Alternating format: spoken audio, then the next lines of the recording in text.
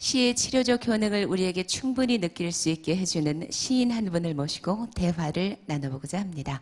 오늘 락포임에서 초대한 시인은 이재무 시인을 모셨습니다. 여러분 박수로 환영해 주시기 바랍니다. 네, 선생님 반갑습니다. 반갑습니다. 네, 자리하시죠. 네. 네, 멋지시죠? 네, 대답이 큽니다. 네, 감사합니다. 네, 일단 여러분께서 익히 알고 계시겠지만 이재무 시인에 대해서 여러분께 잠시 소개 말씀을 드리도록 하겠습니다. 1985년에 문학과 사회 그리고 실천문학 등을 통해서 작품 활동을 시작하셨습니다. 불교신문 논설위원을 지내셨고요. 현재 한신대학교 대학원 서울디지털대학 등에서 시창작 강의를 하고 계십니다. 상도 많이 타셨습니다. 윤동주 문학대상, 서울시 문학상, 난고 문학상, 편운 문학상 등을 수상하신 바 있습니다. 시집으로 섣달금음, 온다던 사람 오지 않고 벌초, 몸에 피는 꽃, 위대한 식사, 시간의 금을 푸른 고집, 저녁 6시 아직도 많이 남았습니다.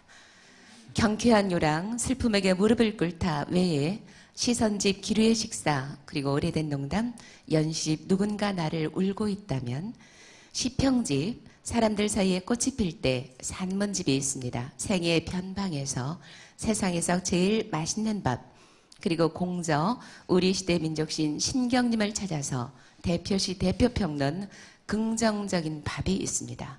끝났습니다. 박수 한번 주십시오. 네, 대단하시죠. 네, 평생 써야 평생도록 작품을 써야 시인이라고 구상 선생님께서 말씀하셨는데 역시 그에 걸맞는 분인 것 같습니다. 먼저 글을 잘 쓰고 싶다는 생각은 우리 모두 있잖아요. 여러분도 있으시죠?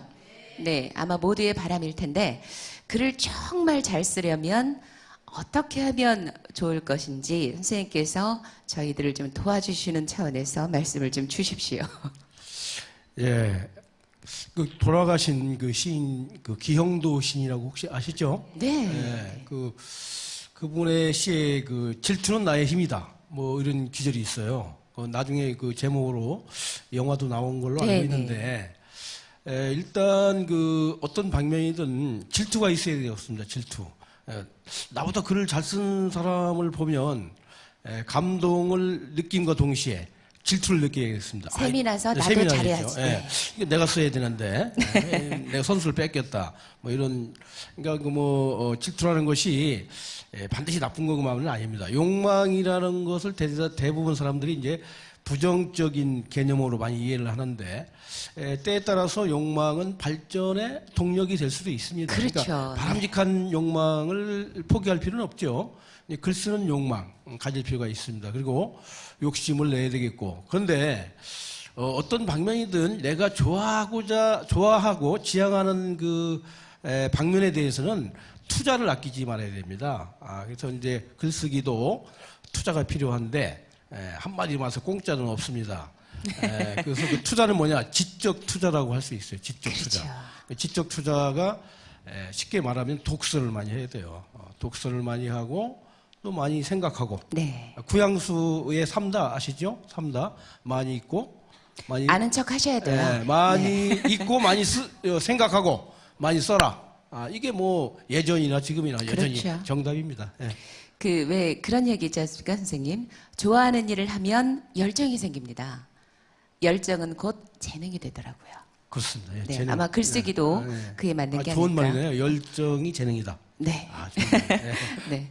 저도 가끔 이렇게 좋은 말 한 번씩 합니다. 왜냐하면 선생님들께 배워서. 네, 얼마나 좋은 시간입니까? 때로 우리는 시인이 들려주는 시를 듣고 또 그 시에 대한 설명을 들으면서 그 시에 더 많이 다가가기도 합니다. 이재무 선생님의 시 가운데 제부도를 함께 들으시면서 그 시의 세계로 여러분과 함께 저랑 가보시죠. 선생님의 육성으로 직접 청해 듣겠습니다. 박수로 함께 하시기 바랍니다. 제보도 사랑하는 사람과의 거리 말인가 대보도와 제보도 사이 그 거리만큼이면 되지 않겠나. 손 뻗으면 닿을 듯 그러나 닿지는 않고 눈에 삼삼한 사랑하는 사람과의 깊이 말인가? 제부도와 대부도 사이 가득 채운 바다의 깊이만큼이면 되지 않겠나? 그리움 만조로 가득 출렁거리는 간조 뒤에 오는 상봉의 길 개화처럼 열리는 사랑하는 사람과의 만남 말인가 이별 말인가 하루에 2번이면 되지 않겠나? 아주 섭섭지는 않게 아주 물리지는 않게 자주 서럽고 자주 기쁜 것 그것은 사랑하는 이의 자랑스러운 변덕이라네. 감사합니다. 네. 저는 아직 제부도를 가보지 못했거든요. 가보신 분 많이 계시죠? 네. 선생님 시를 듣고 보니까 한번 가보고 싶어집니다. 낭송 잘 들었고요, 선생님. 네, 감사합니다. 땀 나시죠? 예? 땀 나시죠? 아, 땀나네요. 네. 선생님께서 추구하시는 시세계 그리고 지금 방금 들려주신 제부도에 대한 설명을 좀 부탁드리겠습니다. 제부도는 다 아시겠지만 대부도 사이에 하루에 2번 바닷길이 열리죠. 그래서 이제 관광지로도 많이 알려진 곳인데 바로 그 시를 쓰게 된 동기는 그 대부도와 제부도 사이 하루에 바다가 2번 열린다. 거기에 차관점을 두었어요. 그리고 그 거리가 아주 멀지도 않고 그렇다고 붙어 있는 것도 아닙니다. 흔히 이제 사랑하는 사람과의 관계를 우리가 잘 조절을 해야 되는데 자칫 잘못하면 사랑한다는 명분으로 상대를 억압하는 경우도 있습니다. 그래서 우리가 사랑 때문에 조절이 잘 안 되죠. 그렇죠. 이제 부부 사이도 그렇고 또 부모와 자식 간에도 이 거리 조절이 실패하게 되면 사랑이 폭력이 되죠. 오히려 억압이 되고 그래서 이제 이 시에서는 사랑하는 사람일수록 일정한 심리적 거리를 지킬 필요가 있다. 아주 멀지도 않았으면 좋겠고 그렇다고 너무 이 심리적 거리가 결핍되면 오히려 그 관계가 악화될 수가 있어요. 그래서 이제 또 이 시에는 마지막에 역설적 표현이 나오는데 사랑하는 사람은 자주 다투고 자주 또 고백하고 그래서 자랑스러운 변덕이다. 네. 그런 정도로 어떻게 설명이 가능할지 모르겠습니다. 네. 변덕.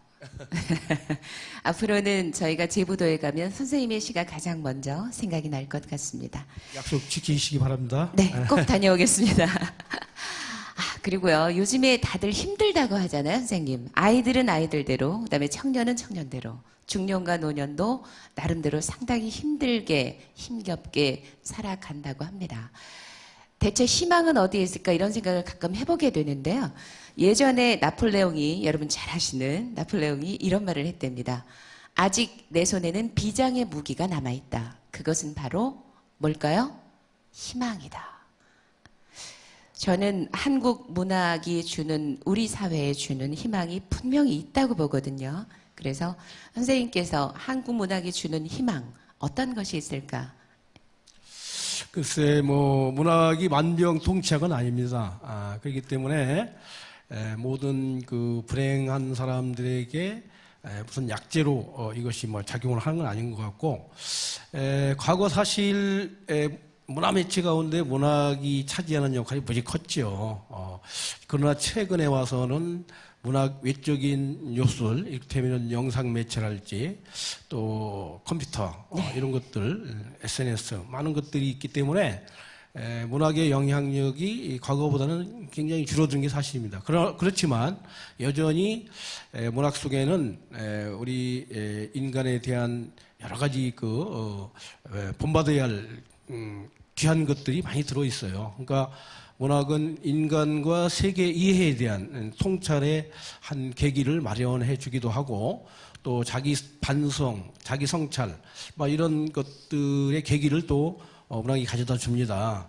또 우리는 직접 체험을 통해서 세계를 또 우리가 살아가는 세상을 이해하면 좋겠지만 직접 체험은 여러 가지 한계가 있어요. 위험이 따르기도 하고 따라서 직접 체험 외에도 간접 체험을 통해서 우리는 우리가 살아가는 세계를 보다 폭넓고 깊이 있게 이해할 필요가 있는데 이때 가장 중요한 매체가 역시 독서가 아니겠느냐.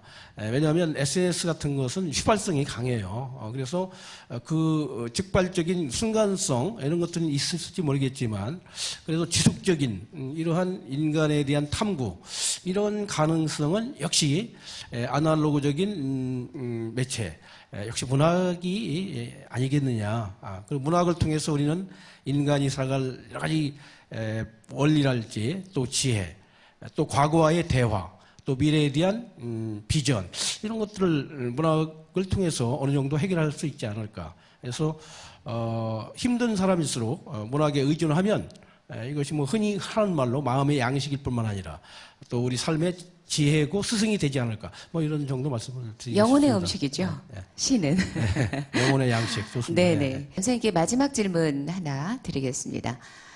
통계를 보니까요. 지난 3월로 그 베스트셀러 20위권 내의 문학을 좀 살펴봤더니요. 한국 문학이 단 한 권도 없었다는 얘기입니다. 무려 5개월간. 한국 사람들이 참 책을 안 읽는다는 건 굉장히 그 유명한 얘기예요. 어제 오늘의 일이 아니거든요. 그러면 이제는 한국 문학이 결국 소멸되는 단계에 있지 않느냐 이런 우려도 나오고 있습니다. 선생님께서는 우리 한국 문학의 한 축을 담당하시는 분으로서 이 난제를 어떻게 푸는 것이 좋은지를 선생님의 생각을 좀 전해 주십시오.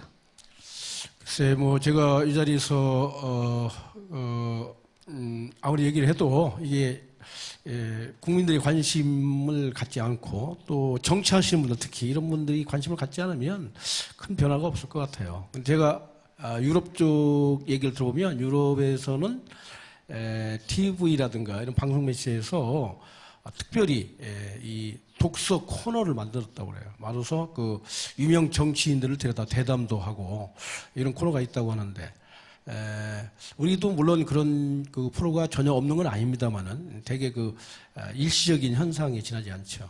그래서 그런 저는 그런 있습니다. 의미에서 선생님 이 토마토 TV에서 이 락포엠이라는 시로 즐기는 여러 가지를 계속적으로 2014년부터 해오고 있지 않습니까? 참 바람직하고 훌륭한 일이라고 생각합니다. 시청률을 좀 많이 높여가지고 네, 박수 한번 주십시오. 토마토 방송이 많이 알려졌으면 좋겠어요. 네. 네, 선생님 오늘 좋은 말씀 많이 주셨는데요. 시간이 저희가 좀 짧아서 참 너무나 안타깝다 이런 생각이 듭니다. 좋은 말씀 너무 많이 주셔서 마음의 양식이 저는 많이 됐습니다. 일단 오늘 나와주신 선생님께 깊이 감사드린다는 말씀 드리겠습니다. 여러분 오늘 초대 응해주신 선생님께 박수 한번 주시기 바랍니다. 네, 선생님 감사합니다. 네. 네, 마음의 양식이 되는 좋은 시를 써주셔서 우리에게 깊은 생각을, 깊은 사유를 하게 만들어주시는 이재무 시인을 모시고 시인과의 대화를 나눠봤습니다.